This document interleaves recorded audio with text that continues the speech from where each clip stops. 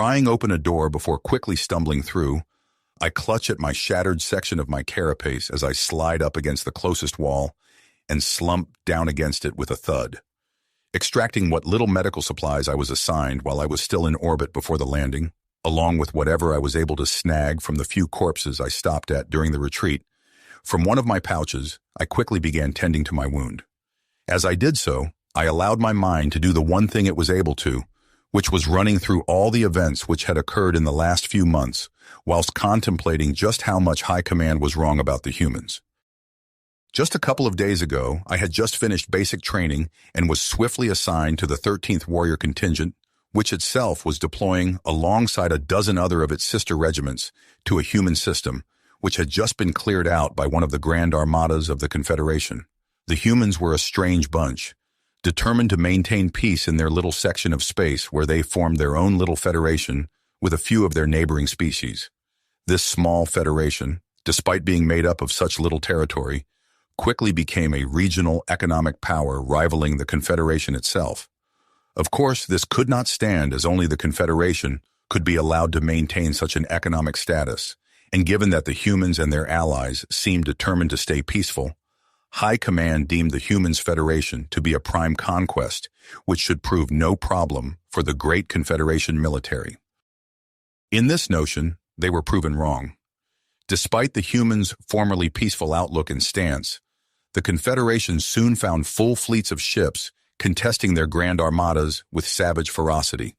However, no amount of resistance would make the Confederation even consider backing down now that their intentions had been made clear, and so with fleet casualties mounting, the Confederation slowly beat the humans back into their territory. Soon enough, Confederation Grand Armadas floated above the first of the humans' worlds, and swiftly following them were the finest and most elite warrior castes of the Confederation who dropped down onto the planet to sweep clean the human menace from the face of the universe, and were met with a grinding stalemate in the form of a war of attrition, which the humans willingly threw themselves into, with thousands dying on both sides every moment. Thankfully, time was on the Confederation's side, and so, after months of grueling combat, which had hundreds of thousands of the warrior castes best marching into the meat grinder, in order to clog it with the bodies of the fallen, the humans eventually ran out of reinforcements, and supplies slaughtered the Confederation with forcing them to surrender.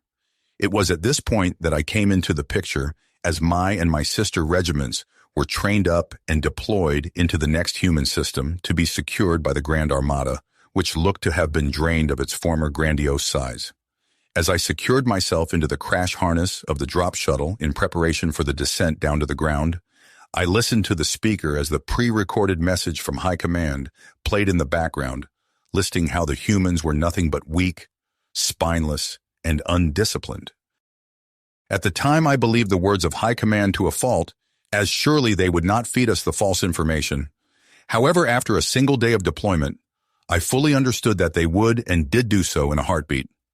Regardless, I and my broodmates eagerly prepared to destroy what I then believed were cowards and weaklings before eventually our and hundreds of other drop pods began descending down towards the surface at mind-boggling speeds. As we entered the atmosphere, I began to grip my crash harness as the turbulence began to make itself all too clear to all of my fellow warriors inside the dropship. Then the real threats made itself known as our dropship pilot pulled us into a gut-wrenching maneuver, which saw a multitude of the warriors in the dropship's troop compartment hurl the contents of their stomachs onto the floor, their fellow passengers, or in my case, onto themselves. I could hear a few of my fellow troopers yell out various profanities and muttered curses as we were all pulled around the compartment as the dropship began performing even more of the nauseating, evasive maneuvers in order to dodge out of the way of whatever was targeting us. I myself was questioning what was happening, as certainly the humans could not have any aerial assets, as High Command had stated that the skies of the human colony were fully under Confederation control, which meant that the humans must have set up some kind of anti-aircraft batteries. Thankfully, I was one of the lucky warriors sitting close enough to the cockpit to see into the various monitors under the two pilots' purview, which included the tactical readings of all other airborne objects in the general vicinity of the dropship. Stealing a glance at said console, I soon decided that I really wish I had not, As it would turn out, I was half right when I believed that the humans had set up anti-aircraft batteries, but no aerial assets. On the screen, I was able to spot dozens, no, hundreds of hostile targets on sensors, with at least 3/4 of which being anti-air missiles shot out from who knows where. Additionally, on the terminal were the highlighted forms of fellow dropships near my own. However, to my dismay, I watched as more and more of those said, dropships began being shot out of the skies, whether from strafing runs from enemy interceptors or sequential detonations from those damnable missiles. Each time another one of the dozen odd reticles of friendly blue dropships blinked out from the sensors, I knew that another 100 or so warriors were taken with them. To have such casualties, even before engaging the enemy in proper glorious combat, is shameful. Whoever allowed this to happen should be executed for incompetence. Thankfully, either thanks to the skilled flying from my dropship pilots or sheer dumb luck, my shuttle was able to make landfall, although not at their assigned drop zone, as it was deemed no longer suitable, as even our pilots could see that it was an open slaughterhouse waiting to happen. Landing down onto the ground, I and my fellow warriors quickly rushed out of the dropships into whatever cover they could find, as the humans were sure to have seen our shuttles decent, and as such an attack was inevitable. Despite what had happened during the trip down to the surface, I was still confident that High Command was still feeding us correct information, and so when I began hearing movement coming from a few blocks down from the dropship, I and a few of my fellow warriors began moving out towards the movement so that we may engage the puny humans in glorious combat. That notion was quickly dashed as the furthest up warriors turned a corner before what sounded like a dozen or so human ballistic rifles opened fire, catching my fellow troops off guard with the sudden attack as well as the volume of fire which the humans shot out. High Command had stated that the humans' weapons were primitive in nature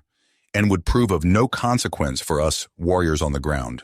However, as was becoming a recurring trend, as of recently, those thoughts were swiftly blown away as the two warriors which the humans had surprised were swiftly dispatched as their armor was torn to pieces and shredded like those dairy products that the humans were apparently quite fond of.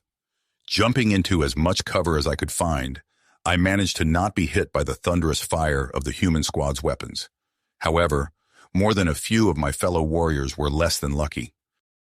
As more of my fellow warriors took cover behind whatever they could find, I and a few other soldiers who had already taken cover began opening fire on the human squad to little effect, as their smaller bodies proved to be difficult targets as they too fell into cover and opened fire. As a few of the more melee-inclined warriors gripped their weapons and charged the humans' position as we provided suppressive fire,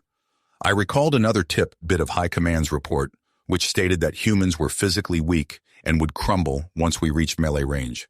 And again, I was proven wrong, as the humans, upon realizing what was happening, quickly affixed something to their weapons all at once before jumping out of cover and counter-charging my fellow warriors as they sent a flurry of lightning, quick and exceedingly deadly strikes against the half-dozen or so warriors, attacking them all the while, firing their thundering weapons everywhere, which caused many of our other warriors from firing back.